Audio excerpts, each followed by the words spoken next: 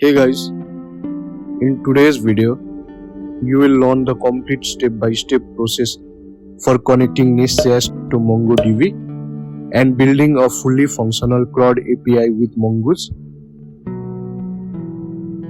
So this is our NestJS project. I have named it Nest Mongoose tutorial. First, let's install the necessary dependencies. We need the Mongoose package for MongoDB interactions and the NestJS config package to handle our environment variables securely. Now let's proceed to our app.module.ts. Before we connect to the database, we need to initialize the config module. This loads our .env file so we can access our secret keys and database URLs. In our imports array, add config module.forroot and set is global to true. This creates a global module so we don't have to import config module in every single service that needs access to an environment variable. Next, we will set up the Mongoose module. Instead of using the standard for root, we are going to use for root async. This is a best practice in NestJS because we need to ensure our config service has fully loaded our environment variables before Mongoose try to connect to the database. Use factory function returns our connection configuration object.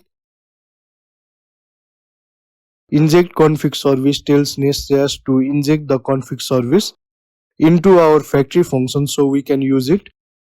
Inside here we can use config service.get to pull our secure connection string.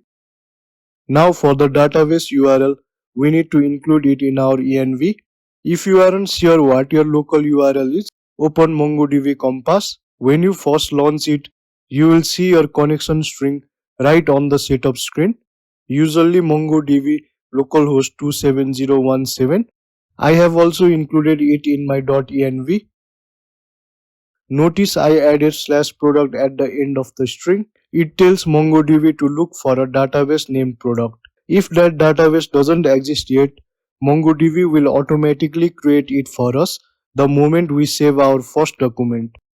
This saves you from having to manually create the database in Compass beforehand. With our Mongoose module and config module fully set up in the app module, it's time to test our configuration. Let's run the project using npm run start dev.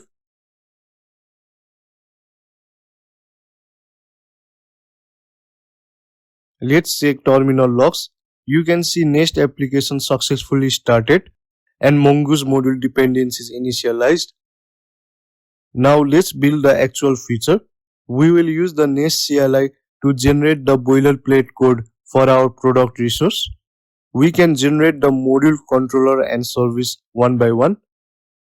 First the module that is NestG module product. Next the controller that is NestG controller product. I am adding the no spec flag here because we won't be writing unit test for the controller in this video. Finally the service NestG service product. NestJS automatically wires these up for us in the app module. Now let's structure our data. Inside the newly created product folder, create a new folder named DTO. Inside DTO, we will create two files. Create product.dto.ts for handling incoming data when we create a new product. Update product.dto.ts for handling updates. Let's define the shape of our data starting with the create product DTO. Open up create product.dto.ts. We will define a simple class with three fields for products. First name as a string. Next price as a number. And finally is available as a boolean. For this tutorial, we'll stick to basic TypeScript types. But in production app, you definitely want to add class validator decorators here. Now for the update DTO, instead of rewriting all those fields again, NestJS gives a handy utility called map types. Let's install it quickly. That is npm install NestJS map types. This package gives us the partial type function. It takes our create product DTO, inherits all the fields, but makes them all optional, which is exactly what we need for an update operation. So now update product DTO as name, price and is available, but none of them are required. With our DTOs ready, let's define the actual database schema. Inside your product folder, create a file named product.schema.ts. First, we define the class and decorate it with @schema. I am going to pass timestamps true into the decorator. This is a great feature because Mongoose will automatically manage created at and updated at fields for us. We don't have to touch them manually. Inside the class, we use the prop decorator to define our properties. This corresponds to the fields in our MongoDB document. We will add the same three fields we used in our DTO.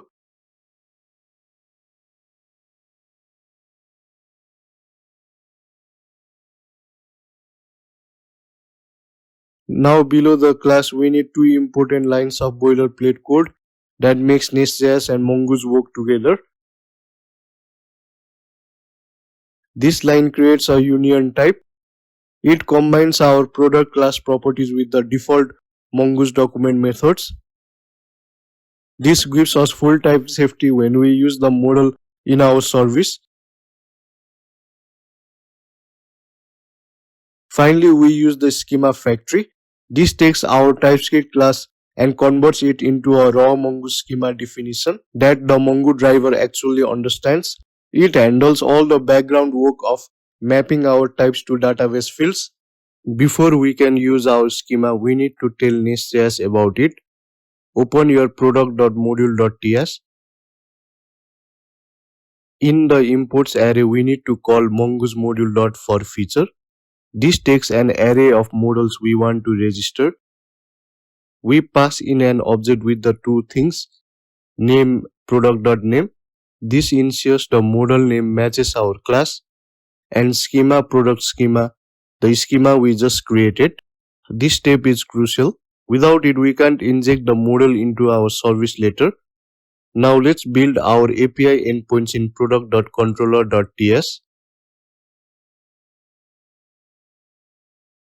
Let's proceed on creating product.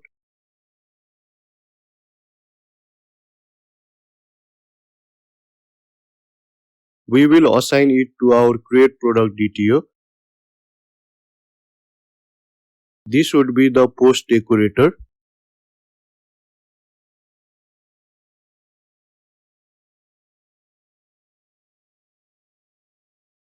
First, we need to inject our product service so we can call the business logic. We do this inside the constructor. Now let's continue with our routes. For fetching a single product, we use getID.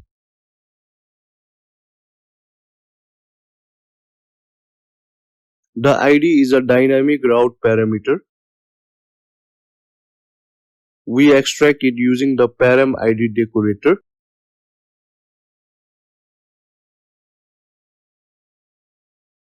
For updates, we use put ID.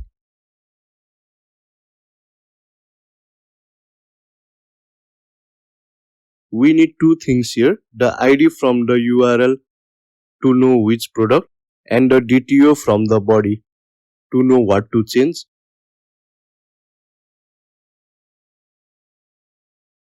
In create, we missed the body decorator. Let's include it. In the params, we use body to extract the request body and TypeScript. Finally, for the deletion, we just need the delete ID decorator and the ID parameter.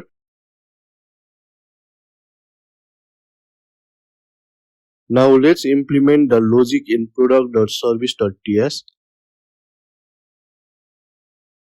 We can copy the method signatures from the controller, but services don't use decorators like get, post, put, delete, body or param. They just take the regular arguments. So we will remove these.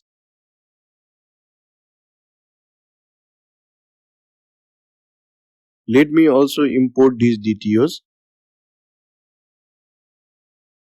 First, we need to inject the Mongoose model so we can talk to the database.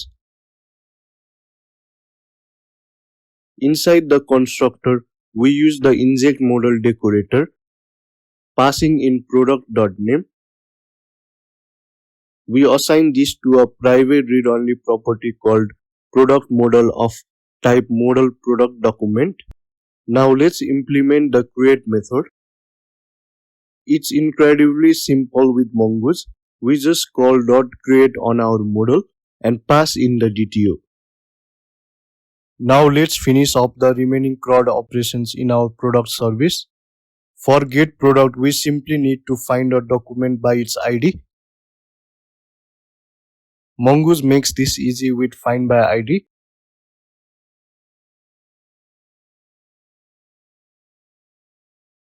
For update product, we use find by ID and update. This method takes arguments, the ID to find the correct product, the DTO containing the new data,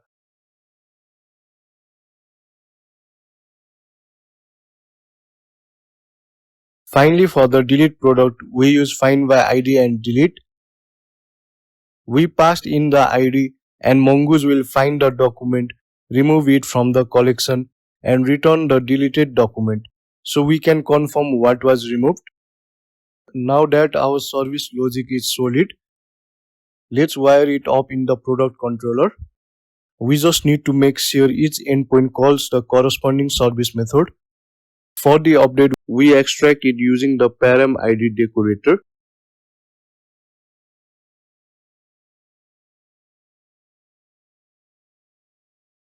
Here in create, we call the product service.create product DTO and pass the body. Inside the get, we call our product service.get product, passing the ID from the params.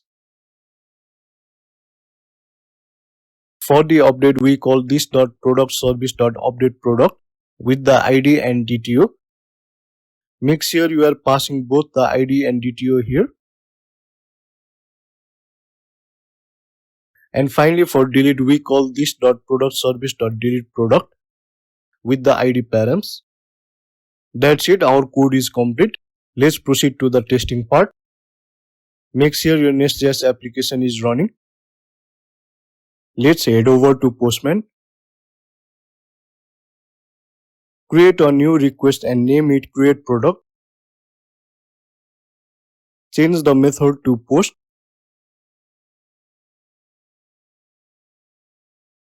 Our URL will be localhost 3000/product. Go to the body tab, select raw and choose JSON. Let's add some dummy data. So I'm providing the name to product 1, price to 1000 and is available to true.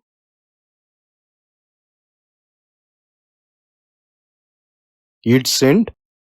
Perfect, you should see a response containing our product data plus the auto-generated ID created at and updated at timestamps. Now let's see whether it is stored in our database or not. Open MongoDB Compass and connect to your local host. You should see a new database named product. Click on it and you will see a collection named products, and there it is. Our product 1 document is sitting right there. This confirms our connection and schema are working perfectly. Now let's verify we can fetch this data. Create another request in Postman and name it getProduct. To test our getById route properly, we need a bit more data. Go back to your create product request.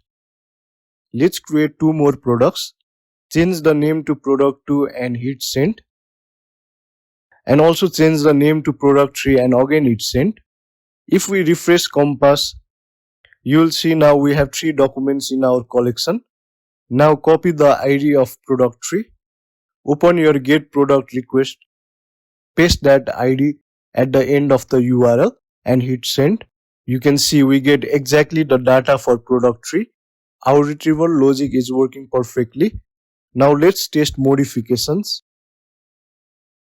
Create a new request called update product.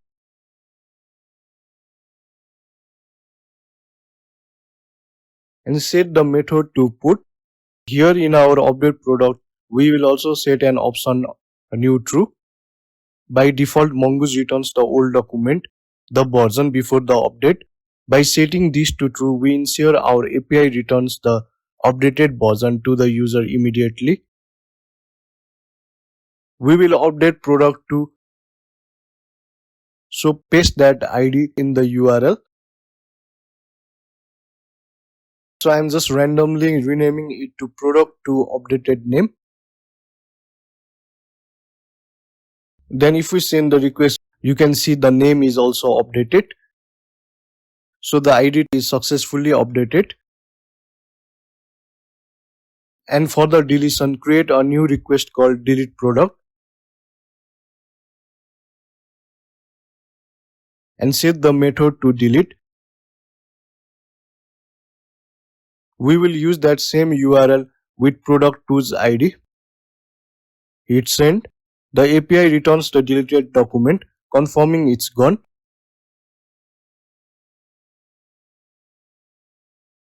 To double check, if you try to get that ID again, you will see no return data because it no longer exists. We have one final feature to add. Right now we can only get products one by one. Let's add a route to fetch all the products at once. Add a find all method.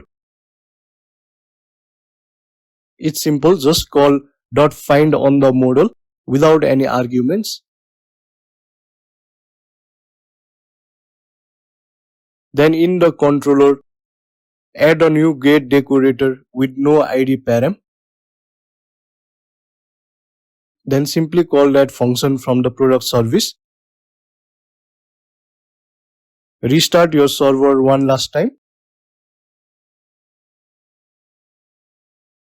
Back in Postman, create a request named find all products. Use the base URL localhost 3000/product. Then simply send the request, and there we go. As you can see, our find all request returns an array of all our existing products. And notice that product2 is missing from this list, confirming that our delete operation worked permanently. That wraps up our general CRUD implementation. So that is the complete guide to connecting NestJS with Mongoose.